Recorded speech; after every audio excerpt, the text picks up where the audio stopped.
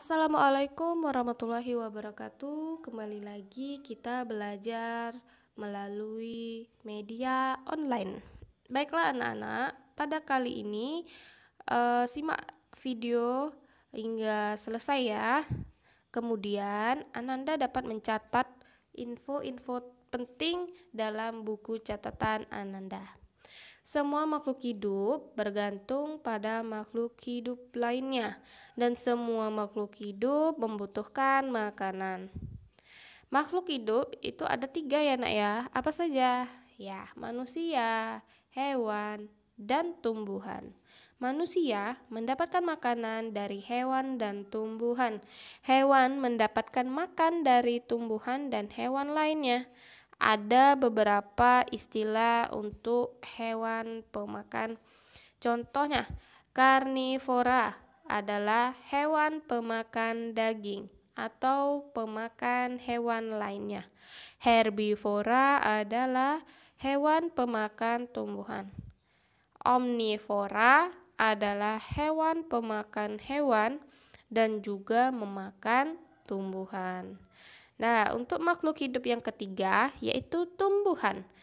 Tumbuhan tidak mendapat makanan dari manusia ataupun hewan.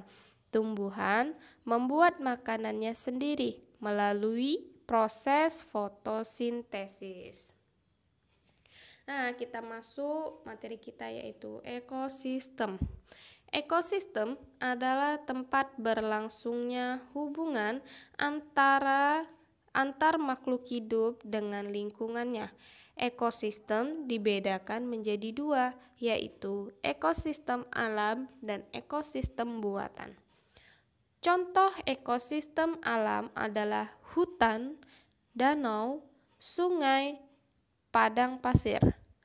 Contoh ekosistem buatan adalah sawah, waduk, kolam, dan akuarium.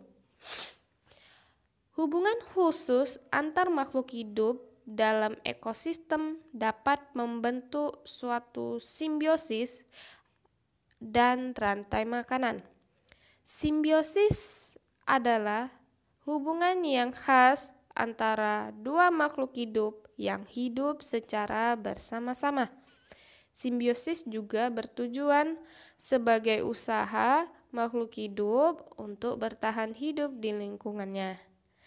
Jenis-jenis simbiosis dibagi menjadi 3 ya nak ya. Yang pertama simbiosis mutualisme, yaitu hubungan makhluk hidup saling menguntungkan. Contohnya seekor kerbau dengan burung jalak. Kerbau diuntungkan karena kutu-kutunya habis dimakan oleh burung jalak. Burung jalak merasa diuntungkan karena dia mendapatkan makanan melalui kutu kerbau. Lanjut, ada jenis yang kedua simbiosis parasitisme, yaitu hubungan 2 makhluk hidup yang mengakibatkan makhluk hidup yang satu mendapat keuntungan, yang satunya rugi. Contohnya, hubungan tanaman dengan benalu dan hubungan kutu dengan hewan. Ya, ada lagi jenis yang ketiga ya nak, yaitu hubungan simbiosis komensalisme, yaitu hubungan antara 2 makhluk hidup yang menguntungkan satu pihak, namun yang satunya tidak rugi ataupun tidak untung.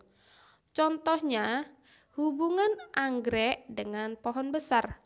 Anggrek diuntungkan karena mendapatkan cahaya matahari, sedangkan pohon besar tidak untung dan juga tidak rugi.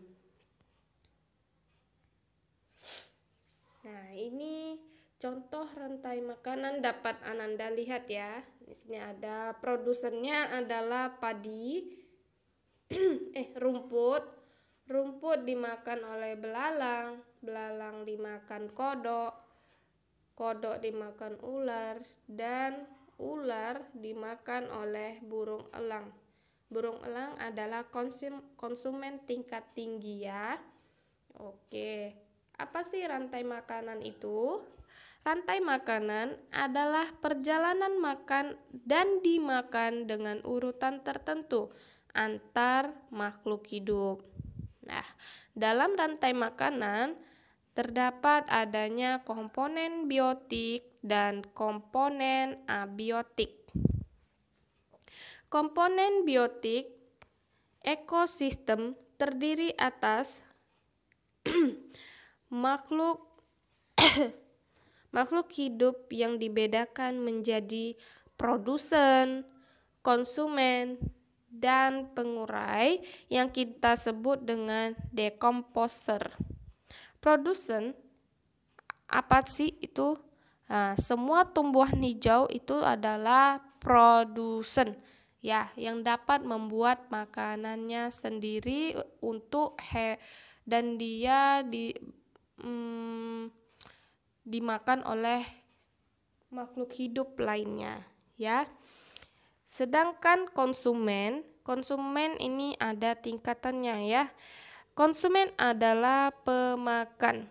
Nah, di sini ada konsumen tingkat 1 yang artinya makhluk hidup yang memperoleh energi langsung dari produsen. Konsumen tingkat 2 artinya makhluk hidup yang memperoleh makanan dari konsumen tingkat 1. Lanjut, untuk konsumen tingkat 3 berarti konsumen yang memperoleh makanan dari konsumen tingkat 2. Nah, yang terakhir kita tadi ada namanya komponen abiotik dalam ekosistem, yaitu tempat tumbuhan hijau atau produsen tumbuh. Kesuburan lingkungan abiotik ditentukan oleh kerja pengurai. Nah, ini ada contoh rantai makanan ya nak ya. Di sini ada padi. Padi adalah produsennya. Konsumen tingkat 1-nya adalah tikus. Dia memakan padi. Nah, lanjut konsumen tingkat 2, ular yang memakan tikus. Dan konsumen 3 atau konsumen finalnya, konsumen akhir, konsumen tingkat tinggi yaitu elang. Lalu elang mati. Elang mati akan diuraikan oleh pengurai yang dinamakan decomposer. Selanjutnya, setelah terurai akan berfungsi untuk produsen. Ya. Cukup sekian pembelajaran kita hari ini. Semoga dapat dipahami oleh Ananda semua. Assalamualaikum warahmatullahi wabarakatuh.